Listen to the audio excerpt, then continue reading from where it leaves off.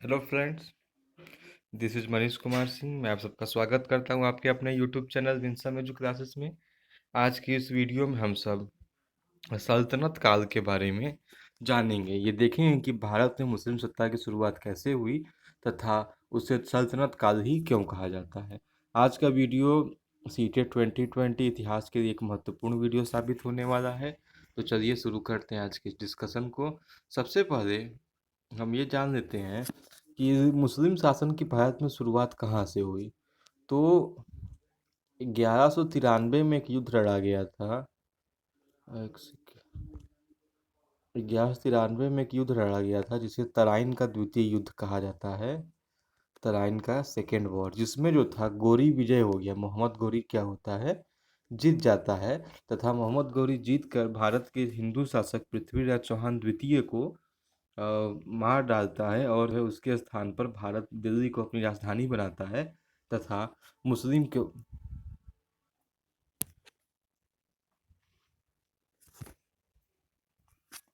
तथा मुस्लिम सत्ता की भारत में स्थापना करता है। देखा जाए तो मोहम्मद गोरी की मृत्यु जब होती है 1206 ईस्वी में, उसी समय से भारत में जो है सल्तनत काल का प्रारंभ होता है, जब उसके एक गुलाम कुतुबुद्दीन ऐबक ने जो है एक नए वंश गुलाम वंश की स्थापना की। तो गुलाम वंश की स्थापना 1206 ईस्वी से ही जो है भारत में सल्तनत काल या दिल्ली सल्तनत काल का प्रारंभ माना जाता है तथा 1526 ईस्वी तक अंतिम लोदी वंश के शासक इब्राहिम लोदी तक जो है सल्तनत काल के समय को माना जाता है। जब ये इब्राहिम लोदी जो है पानीपत के मैदान में, पानीपत में किससे हार जाता है, बाबर से। ये जब युद्ध को हार जाता है, बाबर जीतता है और ये हार जाता है, बाबर जो है भारत में मुगल वंश की स्थापना करता है। ठीक, तो 1206 ईस्वी से 1526 ईस्वी तक के ये करीब 320 साल के काल को ही हम सब दिल्ली सल्तनत काल कहते हैं तथा इसी के बारे में आज जो है हम सब जानेंगे। ठीक, और इसे दिल्ली सल्तनत काल क्यों कहा जाता है, इसके पीछे का रीजन ये है कि इस वंश के जितने भी शासक हुए उन्होंने किसकी उपाधि धारण की, उन्होंने खुद को जो है सुल्तान कहा तथा सुल्तान से बना सल्तनत एवं उनकी राजधानी हुआ करती थी दिल्ली। इस वजह से इस काल को दिल्ली सल्तनत काल भी कहा जाने लगा। तो सबसे पहले हम मोहम्मद गौरी के बारे में जान लेते हैं, जो कि एक आक्रमणकारी के रूप में जो है भारत पर आया था। तो जो मोहम्मद गौरी था वो 1175 ईस्वी में, और 1175 ईस्वी से लेकर 1206 ईस्वी तक उसका प्रभाव रहा था। 1206 में जो है उसकी मृत्यु हो जाती है। ठीक, तो मोहम्मद गोरी के बारे में कुछ जान लेते हैं पहले। तो मोहम्मद गोरी जो था एक शमशानी शमशबानी तुर्क हुआ करता था। ये क्या था, एक एक शमशबानी तुर्क था। ये गजनी के गोर वंश का शासक हुआ करता था।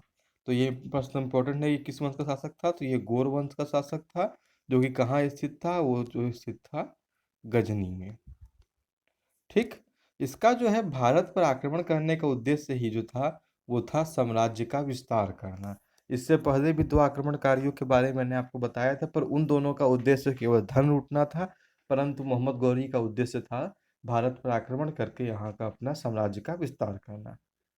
जब मोहम्मद गौरी भारत पर आक्रमण करता है, इसके समकालीन दिल्ली पर जो शासक था वो पृथ्वीराज चौहान थर्ड, या जिसे जो है राय पिथौरा नाम से भी जाना जाता है।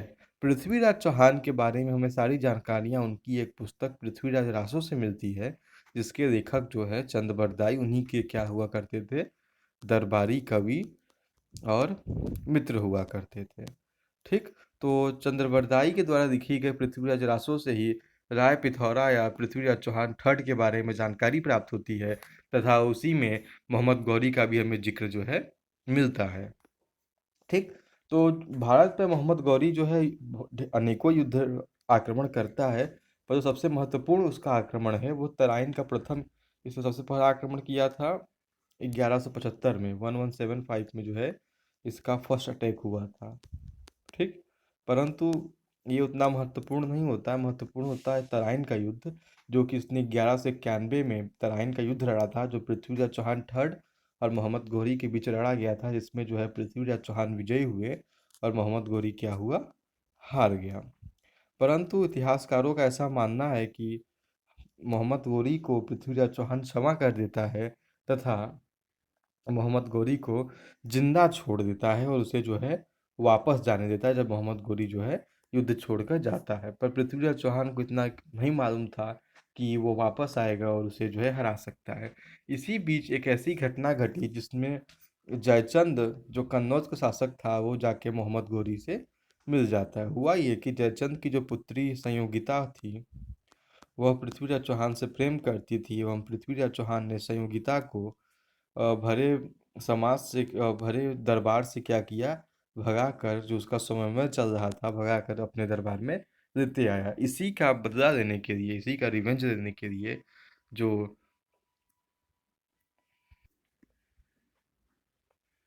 उसी का रिवेंज लेने के लिए जयचंद जो है मोहम्मद गौरी के साथ जाकर क्या हो जाते हैं, मिल जाता है तथा उसे युद्ध के बारे में ढेरों रणनीतियां बता देता है।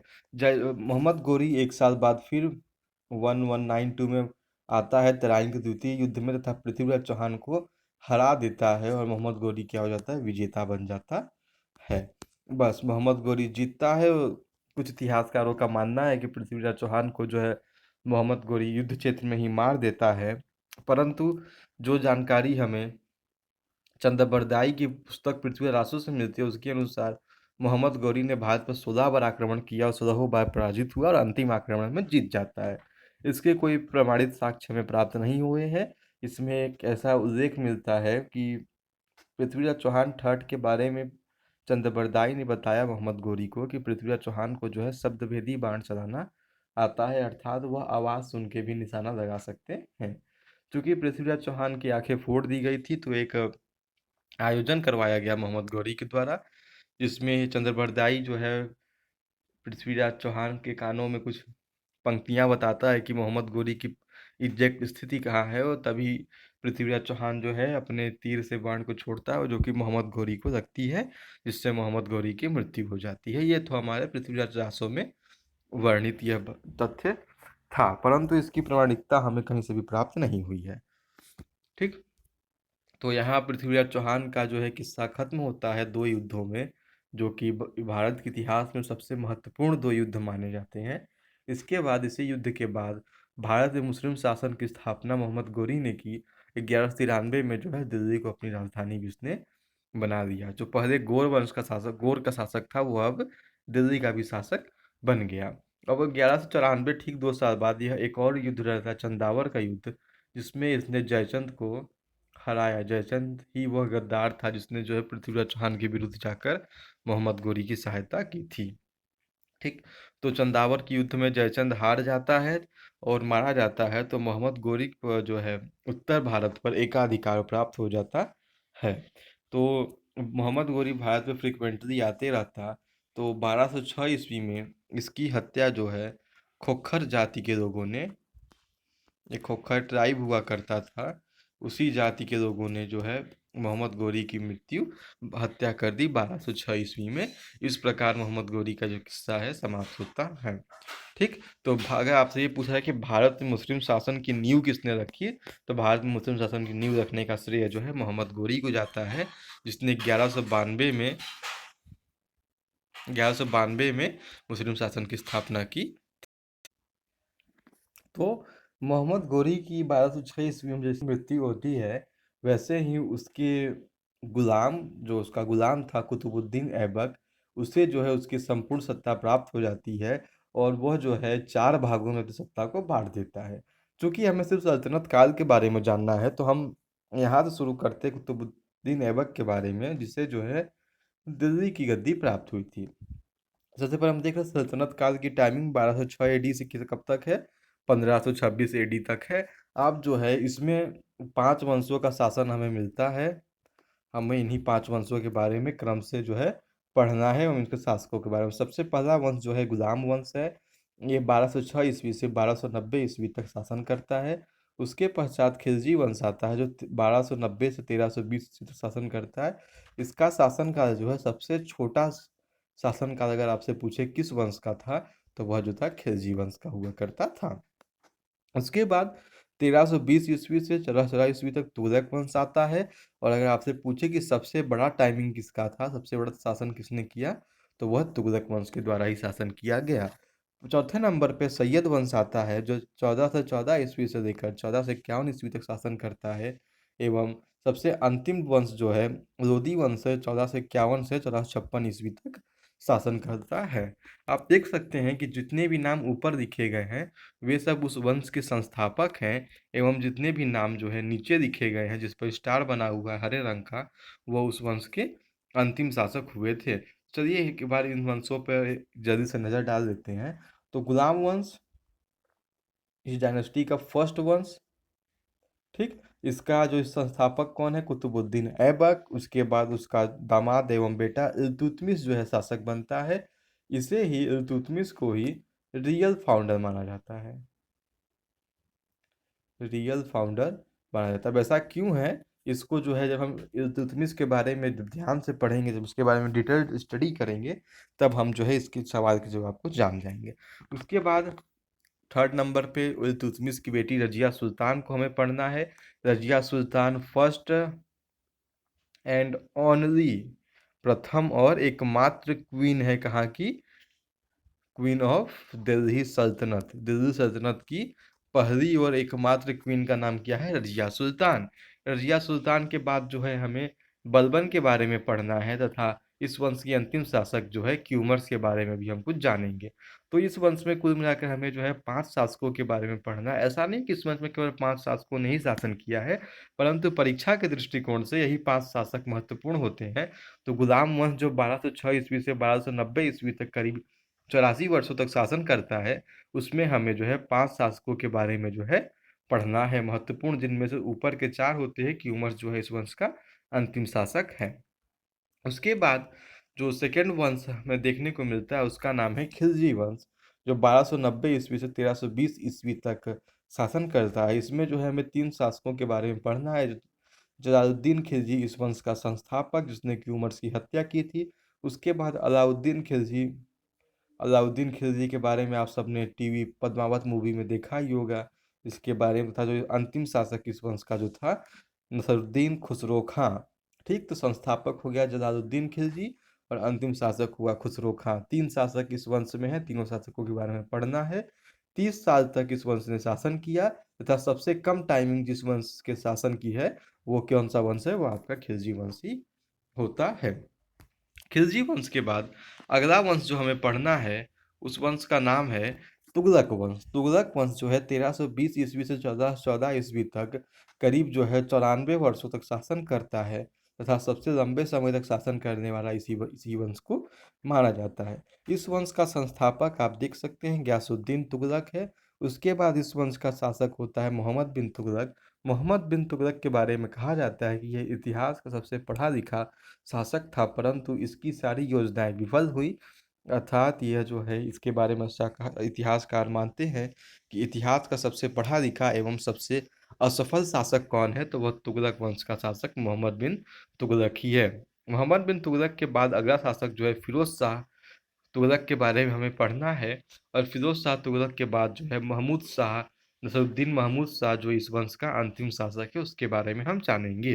तो इस वंश के भी शुरू के 3 शासक जो है अत्यंत महत्वपूर्ण होते हैं, और अंतिम में महमूद शाह जो इस वंश का अंतिम शासक था उसके बारे में हम थोड़ा सा जानेंगे। उसके बाद जो अगला वंश आता है उसका नाम है सैयद वंश, जो 1414 ईस्वी से 1451 ईस्वी तक शासन करता है, जिसका शासन काल ज़्यादा समय तक नहीं आता है। इसकी स्थापना खिज्र खां ने की। खिज्र खां जो कि तैमूर लंग का सेनापति हुआ करता था। खिज्र खां के बाद मुबारक शाह, उसके बाद मोहम्मद शाह तथा अलाउद्दीन आलम शाह, इस वंश के 4 शासक हुए, जिन चारों शासक में कोई वैसा महत्वपूर्ण प्रश्न जो है हमें देखने को नहीं प्राप्त होता है। इस वंश के शासन की बात करें तो इस वंश ने 1414 से 6 साल इधर 20 और 31 करीब 37 वर्षों तक इस वंश ने शासन किया। एवं इस वंश के बारे में कुछ वैसा महत्वपूर्ण प्रश्न जो है हमें परीक्षा में देखने को नहीं मिलता है। दिल्ली सल्तनत का जो अंतिम वंश है वो लोदी वंश है, जो 1451 ईस्वी से लेकर 1456 ईस्वी तक शासन करता है। करीब जो है 75 ईयर्स के आसपास जो है इस वंश का शासन काल माना जाता है, जिसके सबसे संस्थापक का नाम बहरौल लोदी है। इसी ने ही सबसे अधिक टाइम तक शासन किया था। तो दिल्ली सल्तनत पर सबसे अधिक टाइम पर शासन करने वाला शासक कौन था?